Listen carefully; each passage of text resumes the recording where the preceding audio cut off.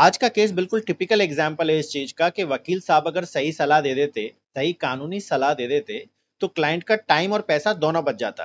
पर वकील साहब का फोकस रहा अपनी फीस पर, उन्होंने क्लाइंट को सही कानूनी सलाह नहीं दी और क्लाइंट का टाइम और पैसा दोनों ही बर्बाद हुए। केस देख लेते हैं, आज बहुत ही इंटरेस्टिंग केस लेकर आए हैं आपके लिए। ये है x sergeant Sonu Singh versus union of India and others में इंडियन एयरफोर्स आती है, उनका केस है। इससे पहले कि हम केस की गहराई में कूदें, आप देख रहे हैं एक्सटीनो इंग्लिश और हम यहाँ कोर्ट केसेस के जजमेंट का एनालिसिस करते हैं, जिससे आप अपने कोर्ट केस के लिए एक बेहतर डिसीजन ले पाएं। तो अगर इस वीडियो से आपको हेल्प मिलती है तो प्लीज डू कंसीडर सब्सक्राइबिंग।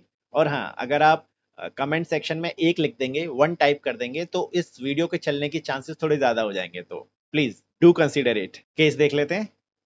तो ये केस है साहब, केस किया था ex sergeant Sonu Singh versus union of India and others में इंडियन एयरफोर्स है। ऑर्डर की डेट है 10 जनवरी 2024 की। कोर्ट था हमारा arm forces tribunal new Delhi. Quorum यानी कि जजेस थे honourable mister justice Rajendra Menon और इनके साथ थे honourable lieutenant general CP Mohanty साहब। एडवोकेट्स यहाँ पर लिखे हुए हैं, आप इनके नाम देख सकते हैं। की legal provision cited section 21 Armed Forces Tribunal Act 2007 Mandatory requirement to exhaust departmental remedies। इसके साथ ही section 20 part 3 Air Force Act 1950 and Air Force Rules 1969 invoked for dismissal of applicant from service। Facts देख लेते हैं इस case के, facts and findings. Applicant dismissed from service on 30 जून 2023 30 जून 2023 को इनको dismiss किया गया था भारतीय वायुसेना से। Filed only a mercy petition to the president of India, सितंबर 2023 को किया था इन्होंने। Did not file any statutory appeal और representation under air force act oblique rules. In original application applicant sought quashing of dismissal order, reinstatement with back wages. Applicant ने request की थी कि मेरे डिसमिसल ऑर्डर को क्वैश किया जाए, खारिज किया जाए और मुझे वापस भारतीय वायुसेना में जगह दी जाए। Tribunal noted that in the original application's statutory performa, para 6, applicant incorrectly declared that he exhausted all remedies।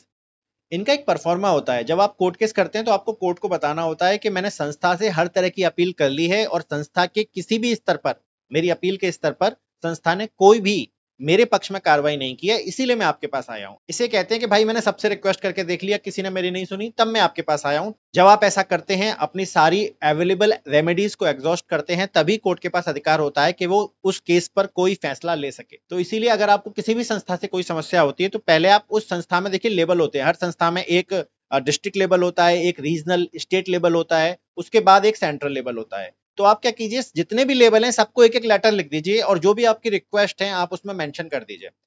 जैसे इस केस में हम देख लेते हैं, सार्जेंट सोनू ने रिक्वेस्ट की है कि साहब हमारा जो डिसमिस किया गया है उसको कैंसिल किया जाए, उस ऑर्डर को क्वैश किया जाए। तो उन्हें क्या करना चाहिए था, पहले अपने यूनिट लेवल पर एक एप्लीकेशन डालनी चाहिए थी, उसके बाद अपने कमांड लेवल पर एक एप्लीकेशन डालनी चाहिए थी, उसके बाद एयर हेडक्वार्टर लेवल पर एक एप्लीकेशन डालनी चाहिए थी। इस पूरी कार्रवाई में 2 से ढाई महीने लगते हैं। अब उन एप्लीकेशंस का कोई जवाब आए या ना आए, देखिए अगर हक में जवाब आ गया तो फिर आगे कार्रवाई करने की जरूरत ही नहीं है, आपकी कोर्ट की फीस बच जाएगी। लेकिन अगर हक में जवाब नहीं भी आता है तो आप पूरी आजादी के साथ कोर्ट में जा सकते हैं और कोर्ट फिर ये नहीं बोलेगा कि आपने अवेलेबल रेमेडीज को एग्जॉस्ट नहीं किया। और ये सारी कहानियां आर्म फोर्सेस ट्रिब्यूनल का जो एक्ट है उसमें भी लिखी गई है। तो जो कुछ भी हो रहा है एज पर रूल हो रहा है, एज पर लॉ हो रहा है। ट्रिब्यूनल्स रीजनिंग यानी जो कोर्ट है उसकी रीजनिंग ये रही थी, exhaustion of departmental remedy is mandatory unless exceptional circumstances are shown. No exceptional cause और reason was pleaded by the applicant.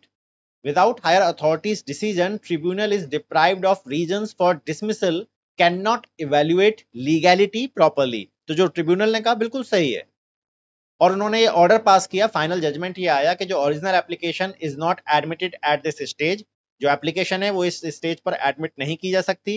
Applicant को 45 डेज 45 दिन का समय दिया गया कि आप स्टैट्यूटरी एप्लीकेशन कंपिटेंट अथॉरिटी के सामने सबमिट करें। कंपिटेंट अथॉरिटी को भी डायरेक्शन दी गई कि भाई जो भी आपका डिसीजन है आप इस पर दें और इसके बाद ही after exhausting remedies applicant is at liberty to approach tribunal afresh. यानी एप्लीकेंट के पास लिबर्टी होती है कि अगर आप जो भी कंपिटेंट अथॉरिटी ने डिसीजन दिया, अगर आप उससे खुश नहीं है तो आप हमारे पास आ सकते हैं।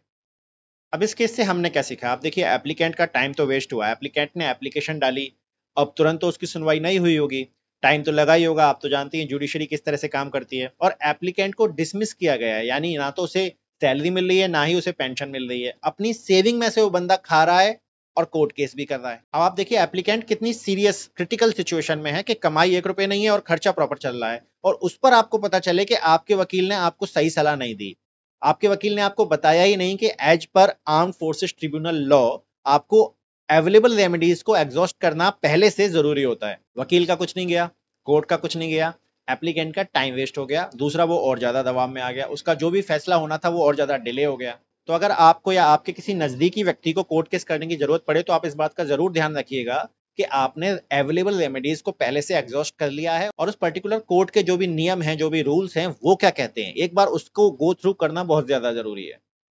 तो एक ऐसी समस्या, ऐसी परेशानी है जिससे बड़ी आसानी से बचा जा सकता है अगर आप थोड़ी सी भी अवेयरनेस रखें। और इसीलिए हमने एक चैनल शुरू किया है एक्सटेनियो लीगल, ताकि आप एक इन्फॉर्म्ड डिसीजन ले सकें। इस केस के साथ एक और जानकारी, अभी रिसेंटली मैंने एक वीडियो बनाया है, भारतीय सेनाओं में पेंशन के लिए 15 साल की सर्विस करना जवान के लिए मैंडेटरी होता है, अनिवार्य होता है, लेकिन 14 साल की सर्विस में भी जवान को पेंशन दी गई है। तो उस वीडियो का लिंक मैंने यहाँ पर दे दिया है, आप इस वीडियो को जरूर जाके देखिएगा, बहुत ही इंटरेस्टिंग केस है और इससे आपको बहुत सारी चीजें सीखने को मिलेंगी।